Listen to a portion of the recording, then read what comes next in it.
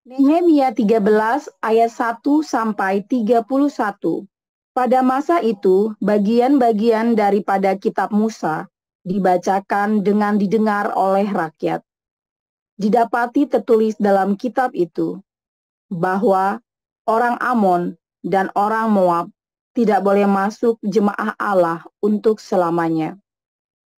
Karena mereka tidak menyongsong orang Israel dengan roti dan air, malah mengupah Bileam melawan orang Israel supaya dikutukinya. Tetapi Allah kami mengubah kutuk itu menjadi berkat.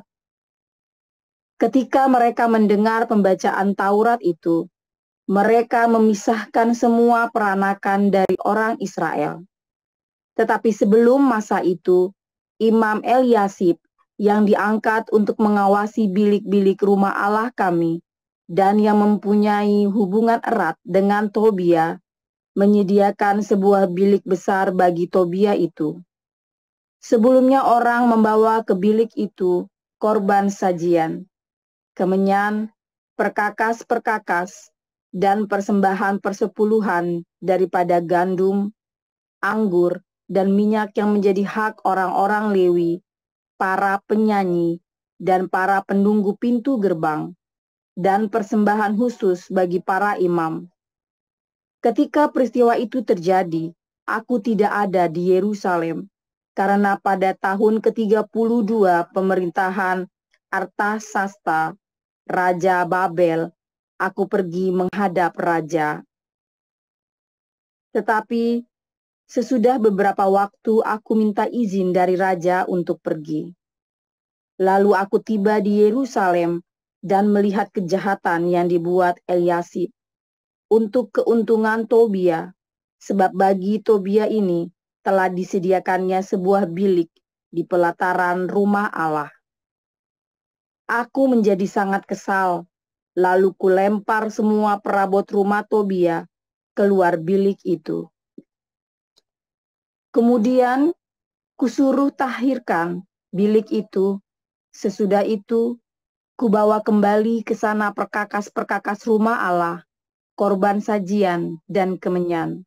Juga kudapati bahwa sumbangan-sumbangan bagi orang-orang Lewi tidak pernah diberikan, sehingga orang-orang Lewi dan para penyanyi yang bertugas masing-masing lari ke ladangnya. Aku menyesali para penguasa, kataku, mengapa rumah Allah dibiarkan begitu saja? Lalu kukumpulkan orang-orang Lewi itu dan kukembalikan pada tempatnya. Maka seluruh orang Yehuda membawa lagi persembahan persepuluhan daripada gandum, anggur, dan minyak ke perbendaharaan. Sebagai pengawas-pengawas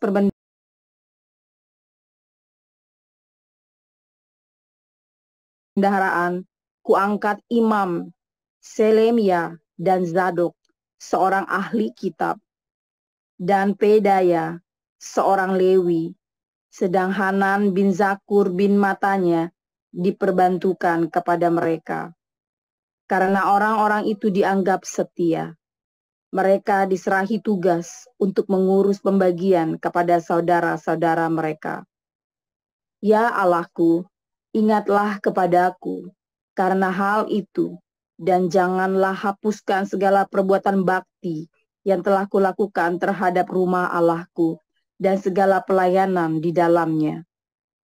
Pada masa itu, kulihat di Yehuda, orang-orang mengirik memeras anggur pada hari Sabat, pula orang-orang yang membawa berkas-berkas gandum dan memuatnya di atas keledai, juga anggur, buah anggur, dan buah ara, dan pelbagai muatan yang mereka bawa ke Yerusalem pada hari Sabat. Aku memperingatkan mereka ketika mereka menjual bahan-bahan makanan. Juga orang Tirus yang tinggal di situ membawa ikan dan pelbagai barang dagangan dan menjual itu kepada orang-orang Yehuda pada hari Sabat, bahkan di Yerusalem. Lalu aku menyesali pemuka-pemuka orang Yehuda. Kataku kepada mereka, kejahatan apa yang kamu lakukan ini dengan melanggar kekudusan hari Sabat? Bukankah nenek moyangmu telah berbuat demikian, sehingga Allah kita mendatangkan seluruh malapetaka ini atas kita dan atas kota ini? Apakah kamu bermaksud memperbesar murka yang menimpa Israel dengan melanggar kekudusan hari Sabat? Kalau sudah remang-remang di pintu-pintu gerbang Yerusalem menjelang hari Sabat, kusuruh tutup pintu-pintu dan kuperintahkan supaya jangan dibuka sampai lewat hari Sabat. Dan aku tempatkan beberapa orang dari anak buahku di pintu-pintu gerbang, supaya tidak ada muatan yang masuk pada hari Sabat. Tetapi orang-orang yang berdagang dan berjualan rupa-rupa barang itu, kemudian bermalam juga di luar tembok Yerusalem 1-2 kali. Lalu aku memperingatkan mereka, kataku, mengapa kamu bermalam di depan tembok? Kalau kamu berbuat itu sekali lagi, akan kukenakan tanganku kepadamu. Sejak waktu itu, mereka tidak datang lagi pada hari Sabat. Juga kusuruh orang-orang Lewi mentahirkan dirinya dan datang menjaga pintu-pintu gerbang untuk menguduskan hari Sabat.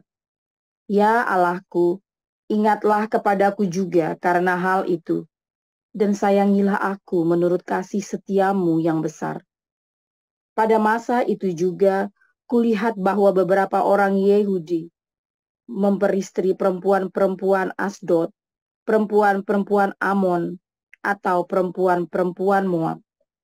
Sebagian dari anak-anak mereka berbicara bahasa Asdod atau bahasa bangsa lain itu, dan tidak tahu berbicara bahasa Yahudi. Aku menyesali mereka, kukutuki mereka, dan beberapa orang di antara mereka kupukuli, dan kucabut rambutnya, dan kusuruh mereka bersumpah demi Allah.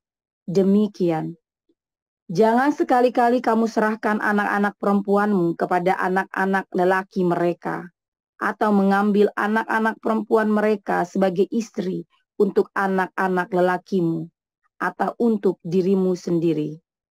Bukankah Salomo, Raja Israel, telah berbuat dosa karena hal semacam itu?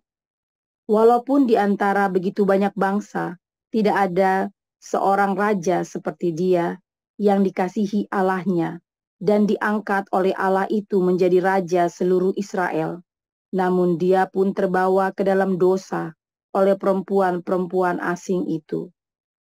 Apakah orang harus mendengar bahwa juga kamu berbuat segala kejahatan yang besar itu, yakni berubah setia terhadap Allah kita karena memperistri perempuan-perempuan asing? Seorang dari anak-anak Yoyada bin Eliasib, imam besar itu, adalah menantu Sanbalat, orang Horoni itu. Oleh sebab itu, kuusir dia daripadaku. Ya Allahku, ingatlah bagaimana mereka mencemarkan jabatan imam, serta perjanjian mengenai para imam dan orang-orang Lewi. Kutahirkan mereka dari segala sesuatu yang asing, dan kutetapkan tugas-tugas untuk para imam dan orang-orang Lewi, masing-masing dalam bidang pekerjaannya. Pula kutetapkan suatu cara untuk menyediakan kayu api pada waktu-waktu tertentu, dan untuk hasil-hasil yang pertama. Ya Allahku, ingatlah kepadaku, damai kesejahteraanku.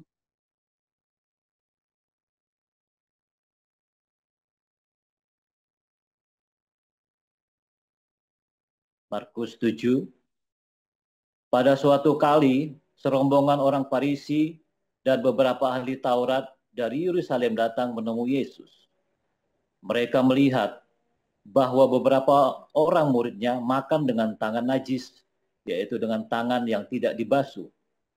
Sebab orang-orang Farisi seperti orang-orang Yahudi lainnya tidak makan kalau tidak melakukan pembasuhan tangan lebih dulu, karena mereka berpegang pada adat istiadat nenek moyang mereka. Dan kalau pulang dari pasar, mereka juga tidak makan kalau tidak lebih dahulu membersihkan dirinya. Banyak warisan lain lagi yang mereka pegang, umpamanya hal mencuci cawan, kendi, dan perkakas-perkakas tembaga. Karena itu, orang-orang Farisi dan ahli-ahli Taurat itu bertanya kepadanya, "Mengapa murid-muridmu tidak hidup menurut adat istiadat nenek moyang kita, tetapi makan dengan tangan najis?" Jawabnya kepada mereka, "Benarlah nubuat Yesaya tentang kamu, hai orang-orang munafik. Sebab ada tertulis, bangsa ini memuliakan aku dengan bibirnya, padahal hatinya jauh daripadaku.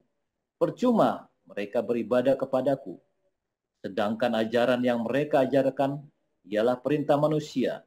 Perintah Allah kamu abaikan untuk berpegang pada adat istiadat manusia." Yesus berkata pula kepada mereka, "Sungguh pandai kamu mengesampingkan perintah Allah, supaya kamu dapat memelihara adat istiadatmu sendiri. Karena Musa telah berkata, hormatilah ayahmu dan ibumu, dan siapa yang mengutuki ayahnya atau ibunya harus mati. Tetapi kamu berkata, kalau seorang berkata kepada bapaknya atau ibunya, apa yang ada padaku yang dapat digunakan untuk pemeliharaanmu, sudah digunakan untuk korban, yaitu persembahan kepada Allah, maka kamu tidak membiarkannya lagi berbuat sesuatu pun untuk bapaknya atau ibunya. Dengan demikian firman Allah kamu nyatakan tidak berlaku demi adat istiadat yang kamu ikuti itu. Dan banyak hal lain seperti itu yang kamu lakukan. Lalu Yesus memanggil lagi orang banyak dan berkata kepada mereka, "Kamu semua dengarlah kepadaku dan camkanlah. Apapun dari luar yang masuk ke dalam seseorang tidak dapat menajiskannya. Tetapi apa yang keluar dari seseorang, itulah yang menajiskannya. Barang siapa bertelinga untuk mendengar, hendaklah ia mendengar." Sesudah ia masuk ke sebuah rumah untuk menyingkir dari orang banyak, murid-muridnya bertanya kepadanya tentang arti perumpamaan itu. Maka jawabnya, "Apakah kamu juga tidak dapat memahaminya? Tidak tahukah kamu bahwa segala sesuatu dari luar yang masuk ke dalam seseorang tidak dapat menajiskannya? Karena bukan masuk ke dalam hati tetapi ke dalam perutnya, lalu dibuang di jamban. Dengan demikian ia menyatakan semua makanan halal." Katanya lagi, apa yang keluar dari seseorang, itulah yang menajiskannya. Sebab dari dalam, dari hati orang timbul segala pikiran jahat, percabulan, pencurian, pembunuhan, perzinahan, keserakahan, kejahatan, kelicikan, hawa nafsu, iri hati, hujat, kesombongan, kebebalan. Semua hal-hal jahat ini timbul dari dalam dan menajiskan orang. Lalu Yesus berangkat dari situ dan pergi ke daerah Tirus. Ia masuk ke sebuah rumah dan tidak mau bahwa ada orang yang mengetahuinya. Tetapi kedatangannya tidak dapat dirahasiakan. Malah seorang ibu yang anaknya perempuan kerasukan roh jahat segera mendengar tentang dia, lalu datang dan tersungkur di depan kakinya. Perempuan itu seorang Yunani bangsa Syro-Fenisia. Ia memohon kepada Yesus untuk mengusir setan itu dari anaknya. Lalu Yesus berkata kepadanya, "Biarlah anak-anak kenyang dahulu, sebab tidak patut mengambil roti yang disediakan bagi anak-anak dan melemparkannya kepada anjing." Tetapi perempuan itu menjawab, "Benar Tuhan, tetapi anjing yang di bawah meja juga makan remah-remah yang dijatuhkan anak-anak." Maka kata Yesus kepada perempuan itu, "Karena kata-katamu itu, pergilah sekarang, sebab setan itu sudah keluar dari anakmu." Perempuan itu pulang ke rumahnya, lalu didapatinya anak itu berbaring di tempat tidur, sedang setan itu sudah keluar. Kemudian Yesus meninggalkan pula daerah Tirus dan dengan melalui Sidon pergi ke Danau Galilea di tengah-tengah daerah Dekapolis. Di situ orang membawa kepadanya seorang yang tuli dan yang gagap dan memohon kepadanya supaya ia meletakkan tangannya atas orang itu. Dan sesudah Yesus memisahkan dia dari orang banyak, sehingga mereka sendirian, ia memasukkan jarinya ke telinga orang itu. Lalu ia meludah dan meraba lidah orang itu. Kemudian sambil menengadah ke langit, Yesus menarik nafas dan berkata kepadanya, "Ephata," artinya terbukalah. Maka terbukalah telinga orang itu, dan seketika itu terlepas pula pengikat lidahnya. Lalu ia berkata-kata dengan baik. Yesus berpesan kepada orang-orang yang ada di situ, supaya jangan menceritakan kepada siapapun juga Tetapi makin dilarangnya mereka, makin luas mereka memberitakannya. Mereka takjub dan tercengang dan berkata, ia menjadikan segala-segala baik. Yang tuli dijadikannya mendengar, yang bisu dijadikannya berkata-kata. Demikian firman Tuhan. Ya, terima kasih untuk para lektor yang telah membacakan firman Tuhan. Terima kasih Ibu Veronica dan Pak Apulsiaan. Iya, kini kita memasuki renungan firman Tuhan yang sesaat lagi akan dibawakan oleh hambanya Pastor Joseph Pausang dengan tema Israel dibobol oleh Intel Iran. Ya, langsung saja kita mendengarkan renungan dari beliau. Silakan Pastor. Haleluya, firman Tuhan selalu baru setiap hari ketika kita menanti-nantikan Tuhan dengan penuh cinta, dengan penuh pengharapan, dan terus berbuat baik. Jangan lupa berbuat baik. Saudara, masalah-masalah, ya, orang-orang berpikir sudah ke gereja, mereka sudah melakukan banyak sekali perbuatan-perbuatan aktivitas di gereja. Ya, saya sampai kadang-kadang kalau melihat teman-teman kita, sahabat-sahabat kita dia, para apologet ini ya, oh sebentar punya kita minta masuk, oh, udah masuk. Kadang-kadang kalau saya melihat para apologet, teman-teman aktivis gereja, mereka bangga. Karena mereka aktif di gereja, karena mereka menjadi pengurus, jadi diaken, jadi orang penting di gereja. Ya, menjadi ketua pemuda, ada yang menjadi penatua, bahkan mungkin bisa menjadi pendeta tanpa sekolah teologi ya. Ya, atau bisa jadi pendeta misalnya ya. Terus mereka bangga, saudara ya. Mereka senang. Nah, ada yang mereka lupakan sebenarnya. Yaitu apa, saudara? Berbuat baik. Ya, berbuat baik. Semua ritual, semua tradisi kita itu nggak ada gunanya sebetulnya. Itu hanya buat identitas untuk sugesti kita saja. Semua ritual-ritual itu. Tapi perbuatan baik itu penting, saudara ya. Nah, kalau tadi diceritakan, ada seorang yang bernama Tobia, ya. Ternyata Tobia itu adalah penyusup, saudara ya. Dia adalah orang Irak, orang Persia, tetapi dia aslinya dia adalah orang Amon, musuh bebuyutannya Israel. Nah, ini kebalik ya, kalau ceritanya kita sekarang kan orang Iran itu yang jadi musuh, orang Amon. Amon dan Moab itu hari ini jadi Yordania ya, saudara ya. Kalau Anda lihat Amon dan Moab itu Yordania.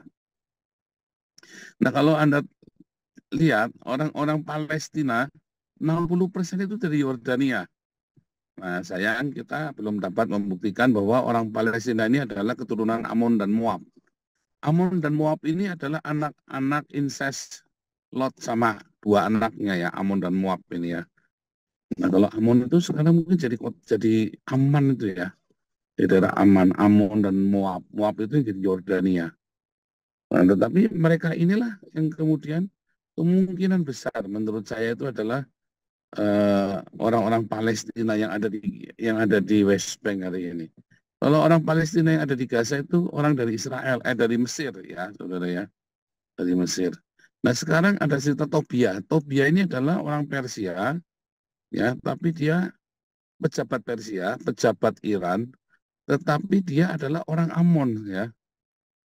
Nah, lalu mereka berhasil, saudara ya, menyusup ke dalam komunitas orang-orang Yahudi yang kembali dari pembuangan yang sedang membangun Yerusalem.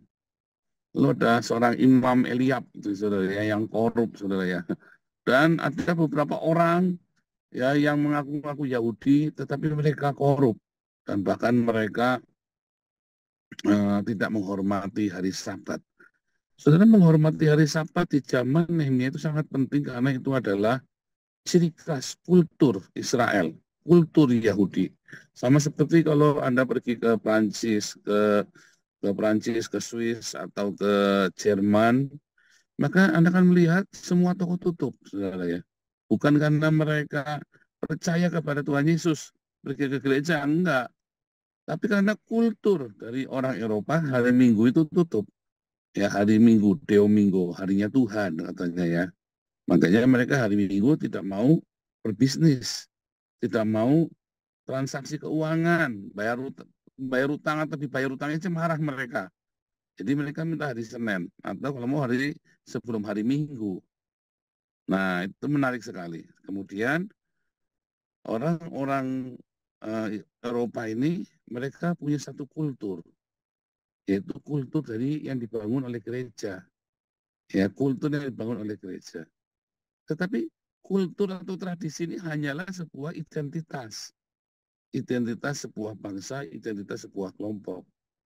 Lalu apa yang penting ketika kita percaya kepada Tuhan? Yang penting berbuat. Ya, berbahagialah orang yang mendengar logos lalu melakukannya. Ya, seperti membangun di atas batu karang.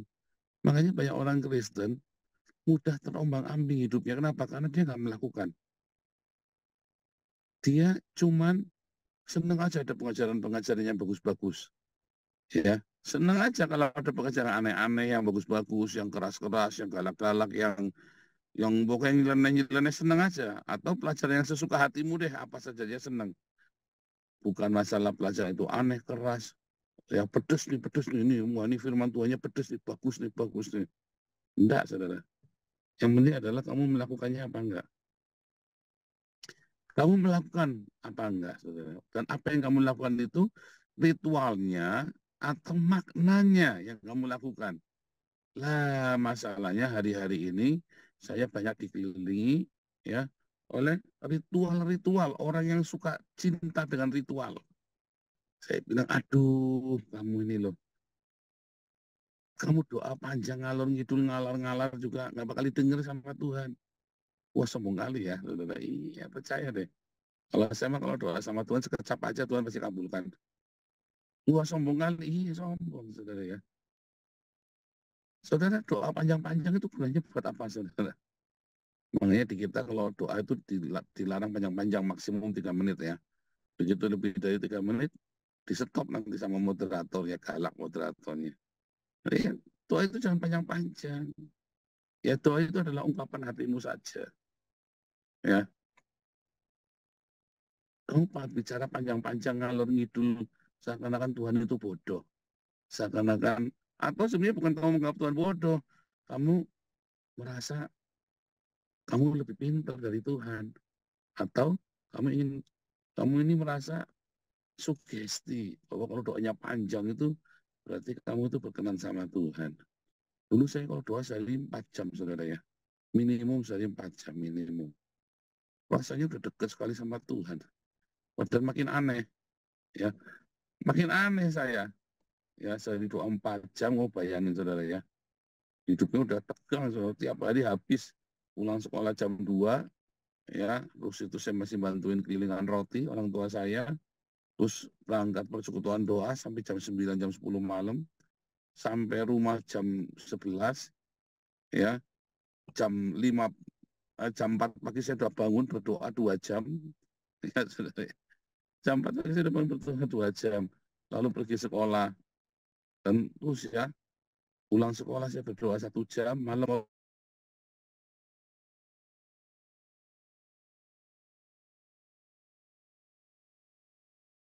Ayo, siapa nih yang mainan nih? Jangan dimain-mainin lagi kalau sudah ya. Jangan dimain-mainin lagi kalau sudah. Jadi, terus buat apa gunanya? Dekat sama Tuhan. Waduh, saudara, kalau jalan itu rasanya ada holo di kepala saya, saudara ya. Bersinar terang. Rasanya saya confidence banget. Jalan itu seakan-akan roh-roh jahat takut sama saya, saudara. Ini kisah nyata, saudara. Suatu ketika saya ketemu sama orang gila. Saya baru nganter anak pulang.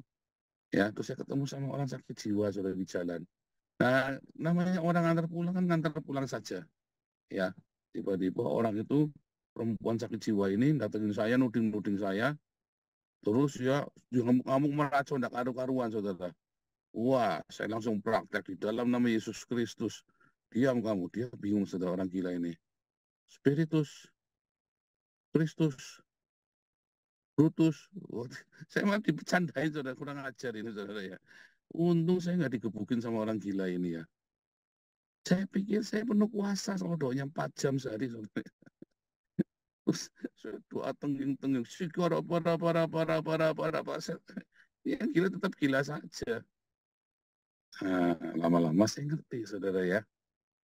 Nah, saya ngerti, ternyata nggak seperti itu cara bekerjanya. Pekerjaannya adalah kamu dengar firman Tuhan, lakukan. Dengar firman Tuhan, lakukan.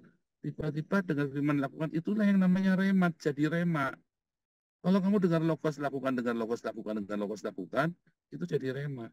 Kalau kamu dengar logos, tapi kamu cuma senang saja, bangga, apalagi kalau debat kamu paling menang, karena kamu paling tahu semuanya, nggak ada gunanya. Buat apa? Akhirnya kamu diisi terus, ya limbung kamu nanti. Ya, saya ngalamin itu tak bongkar ya. 2014 saya bongkar semua konstruksi iman saya habis-habisan. Saya tak tolak semua yang saya dulu belajar. Saya belajar lagi dari nol. Ya, saya belajar mengerti apa sih sebenarnya kita ini mau jadi Kristen mau ngapain sih? Semua yang saya ajarkan itu hasil perenungan saya, saudara ya, hasil kelas evangelis, apologetik, ya, jawab Islam, apostolik, profetik, itu hasil perenungan saya selama bertahun-tahun. Saya ajarkan kalian semua. Satu-satu saya bikin sistematikanya. Intinya dilakukan. Saudara, kalau kamu lakukan apa yang saya ajarkan, hidupmu akan berkemenangan. Tapi kalau kamu cuma seneng-seneng saja, ilmu baru ini, ya tidak ada gunanya. Nggak ada gunanya sama sekali. Nah, kenapa orang-orang Israel itu bisa kecolongan, saudara? Karena orang Israel tidak melakukan apa yang Tuhan perintahkan, ya, tidak melakukan makna dari perintah Tuhan. Tapi yang mereka lakukan adalah mereka kejar adalah syarat-syarat supaya kelihatan baik. Ya, Anda pergi ya ke gereja supaya kelihatan baik, ya kan? Maka Anda sedikit-sedikit ngomongnya, oh haleluya. Dikit-dikit sedang ngomongnya Tuhan, dikit-dikit ngomongnya Tuhan, saudara ya. Wah, dikit, oh haleluya, oh haleluya. Dikit-dikit ngomongnya haleluya, saudara ya. Nah, saudara, kalau ada orang mulai ngomong gitu, haleluya terus, oh sikara bara, dikit-dikit ngomong gitu, hati-hati, saudara ya. Serius, hati-hati. Satu, uang dari kantongmu pindah ke kantong dia. Kedua, ya, kamu nanti dimanipulasi sama dia. Ya, dikerjain. Ketiga, biasanya kamu nanti kecewa sama dia. Si kada bara jorok juga, ini orang cabul juga, penjahat kelamin. Ya kan, biasanya begitu kan. Serius, saudara, saya nggak bohong. Yang paling penting adalah apa? Melakukan. Kalau kamu ketemu orang dan dia tidak suka melakukan firman Tuhan, tapi dia teorinya banyak banget, saudara. Stop, tinggalin, saudara. Tinggalkan. Udah jangan basa-basi sama orang beginian. Orang begini itu cuman seneng debat kusir, seneng bangga dengan pengetahuannya. Tapi begitu, yuk kita langsung turun ke lapang diakonia, yuk kita pergi, oh nanti bro, kita sudah ada kumpulannya sendiri, oh sudah ada ini, wah lama suwen saudara. Orang begitu maka tinggal sama saya. Serius saat tinggal beneran, wah nanti begini, nah ya, maksud tak gitu, saya nggak pakai tedeng aling-aling, tak sungkan, mau dia udah tua, mau dia masih muda, mau dia laki-laki, mau perempuan, isi kayak gitu, dosa. Aku saya gituin aja, saudara ya. Capek. Berarti orang ini kan cuma bacot doang, kayak orang Indonesia, ini kayak pemerintah Indonesia. Ya, apa yang bisa kita lakukan, saudara, untuk Gaza? Urunan bacot, Pak. Begitu kan. Urunan bacot suruh kirim tentara, nggak berani kirim duit, korupsi, saudara ya. Udah pasti kalah soalnya sama Israel. Mereka udah tahu. Jadi yang penting urunan bacot lah. Ya kan, gede-gedean bacot aja sama yang lain. Nah, jangan sampai begitu, saudara. Kamu jadi pengikut Kristus, jangan kayak pendukung Hamas, saudara ya. Gede-gedean bacot. Kalau kita jadi pengikut Kristus, lakukan. Lakukan. Kamu tidak bisa kecolongan. Ada logos, kamu lakukan. Ada logos, kamu lakukan. Kamu tidak bisa kecolongan, saudara ya. Kamu akan membangun di atas batu karang. teguh. Tapi kalau mau dengar logos senang, saudara, dengar logos, tiba-tiba kamu ambruk bangunanmu, saudara, hidupmu rusak. Dan kamu udah terlalu hebat, rusaklah, hebatlah kerusakannya, katanya Tuhan Yesus, Matius 7 ayat 25-27, dan hebatlah kerusakannya. Mau apa, saudara? Kayak saya, dan hebatlah kerusakannya, bangga kalau baca buku banyak aneh-aneh, saudara. Saya lihat banyak ya, aduh, udah kebanyakan teori, lakukan aja. Kebanyakan ritual, kebanyakan teori. Saya bilang ya sama si Metatron itu ya, saya tidak anti dengan liturgi, tidak anti dengan tradisi. Tapi biasanya orang-orang yang suka dengan liturgi dan tradisi, biasanya dia tidak melakukan firman Tuhan, dia puas dengan melakukan liturginya dan tradisinya. Makanya komunitas kita tolak semua tradisi dan liturgi. Kita jalankan firman Tuhan, kita mengasihi, mengampuni, memberkati, kita jalanin. Ya, kamu nanti stabil hidupmu, saudara. Mantap. Kamu teguh nanti. Ya, Tuhan Yesus memberkati.